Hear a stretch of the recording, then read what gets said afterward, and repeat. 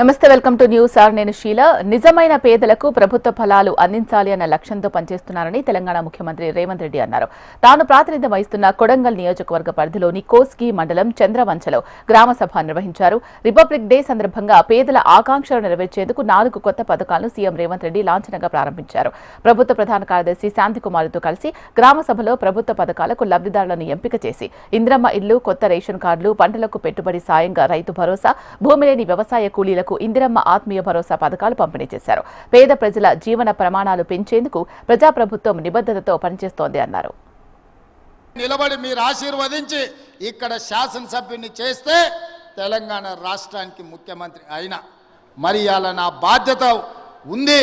ఇక్కడున్న ప్రతి పేదవాడికి ఇందిరమ్మ ఇల్లు ఇవ్వాలి. రాబోయే 4 ఏళ్లలో 15,000 నుంచి 20,000 ఇండ్లు ఒక్క కొడంగల్ శాసనసభ నియోజకవర్గంలోనే ఇచ్చి ఇక్కడి పేదవాళ్ళను ఆదుకునే బాధ్యత నేను తీసుకుంటాను. ఈ సందర్భంగా చెప్తున్నా, ప్రతి గ్రామంలో ఉన్న పేదవాడికి రాష్ట్రం మొత్తంలో 30-40 లక్షల కుటుంబాలకి ఇవ్వాల. రేషన్ కార్డులు లేని ప్రతి వాళ్లకు రేషన్ కార్డు ఇవ్వాలని మన ప్రభుత్వం నిర్ణయం తీసుకున్నది. రేషన్ కార్డు ఇచ్చిన ప్రతి వాడికి సన్న బియ్యం పంచే కార్యక్రమాన్ని కూడా మన ప్రభుత్వం తీసుకుంటుంది. ఈరోజు జనవరి 26 బ్యాంకులకు హాలిడే ఉన్నది.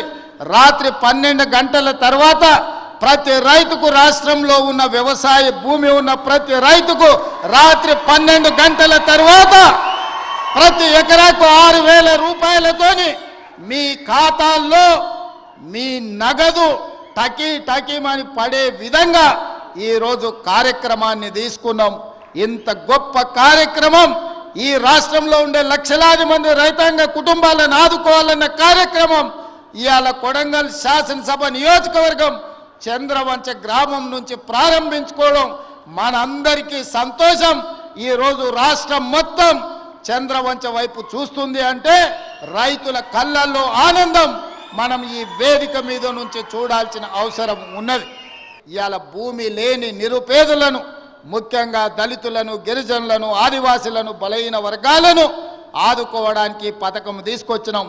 వాళ్ళ ఖాతాలో కూడా సంవత్సరానికి 12,000 రూపాయలు వేయబోతున్నాం.